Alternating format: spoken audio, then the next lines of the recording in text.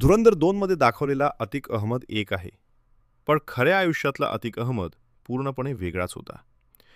चित्रपटात त्याची गोष्ट वेगळी दाखवली आहे. पण वास्तवात त्याचा शेवट असा झाला की संपूर्ण देशाने लाईव्ह टीव्हीवर पाहिला. कॅमेऱ्यासमोर, पोलिसांच्या बंदोबस्तात त्याच्या डोक्यात गोळ्या घातल्या गेल्या. पण अजूनही अनेक लोकांना अतिक अहमदची खरी स्टोरी माहिती नाही. तो गुंड कसा बनला? राजकारणात कसा गेला? त्याचं साम्राज्य किती मोठं होतं? आणि शेवटी त्याचा गेम नेमका कसा झाला? हे सगळं आपण या व्हिडिओमध्ये पाहणार आहोत. उत्तर प्रदेशमधल्या प्रयागराज शहरात एक नाव वर्षानुवर्ष भीतीचं प्रतीक बनलं होतं. अतिक अहमद. राजकारण, गुंडगिरी, जमीन खंडणी, आर्म्स, ड्रग्ज असा एकही धंदा नव्हता जिथे त्याचा हात नव्हता. 1962 मध्ये एका साध्या घरात त्याचा जन्म झाला. वडील टांगा चालवायचे.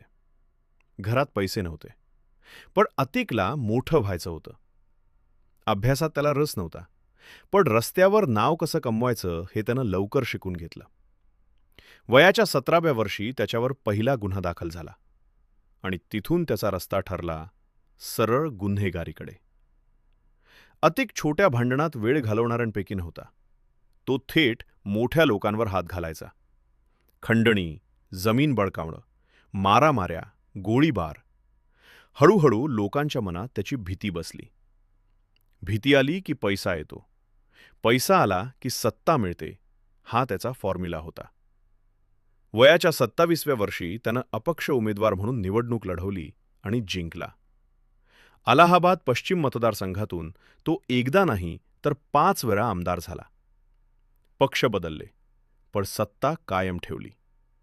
कारण लोक त्याला मतांनी नाही, भीतीनं जिंकवायचे. नंतर तो समाजवादी पक्षाकडून खासदार झाला. त्याचा मतदारसंघ होता फुलपूर, जिथून पंडित जवाहरलाल नेहरू निवडून गेले होते. पण संसदेत गेल्यावरही त्यानं गुन्हेगारी सोडली नाही. उलट त्याचा धंदा वाढत गेला. ड्रग्ज आणि आर्म्स स्मगलिंग.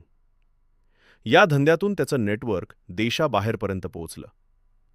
त्याच्या टोळीत मोठमोठे गुंड होते आणि स्वतः अतिकवर 100पेक्षा जास्त गुन्हे होते. पण खासदार असल्यामुळे त्याच्यापर्यंत पोहोचणं सोपं नव्हतं. 1995 मधलं मायावती गेस्ट हाऊस कांड हे त्याच्या नावाशी जोडलं गेलं आणि तिथून तो यूपीच्या राजकारणातला बाहुबली म्हणून ओळखला जाऊ लागला.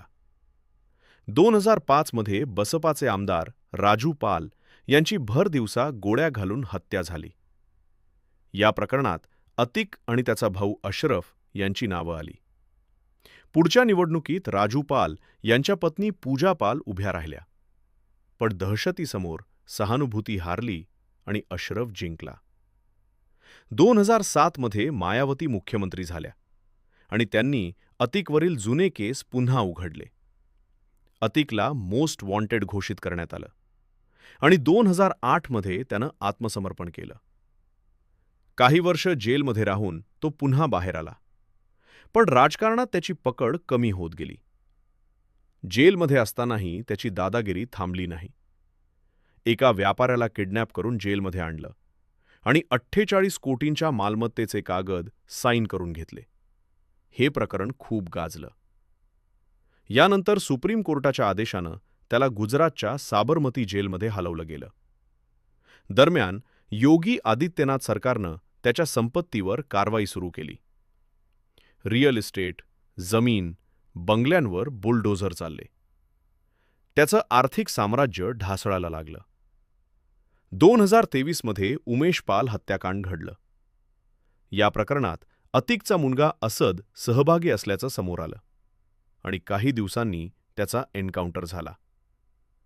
तेव्हाच अतिकनं स्वतःचा एन्काउंटर होईल अशी भीती व्यक्त केली होती.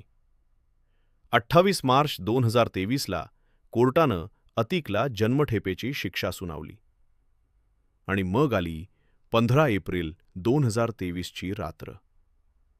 पोलीस अतिक आणि त्याचा भाऊ अशरफ यांना मेडिकलसाठी घेऊन जात होते. पत्रकारांनी त्यांना घेरलं होतं. अतिक बोलायला सुरुवात करत होता आणि तेवढ्यात पत्रकारांच्या गर्दीतून 3 मुलं पुढे आली आणि पॉइंट ब्लँक रेंजवर दोघांच्या डोक्यात गोळ्या घातल्या. लाईव्ह कॅमेऱ्यासमोर यूपीचा सर्वात मोठा डॉन संपला. नंतर बातम्या आल्या की त्याचे पाकिस्तानमधल्या ISI आणि लष्करशी संबंध होते. ड्रोनमधून हत्यारांची तस्करी होत होती. पण हे सगळं खरं किती आणि अफवा किती, हे पूर्णपणे कधीच स्पष्ट झालं नाही.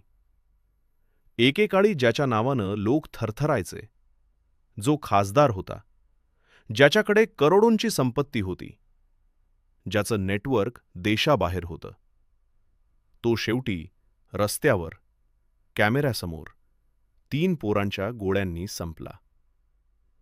डॉन म्हणून जगला, पण शेवट मात्र एखाद्या छोट्या गुंडासारखा झाला.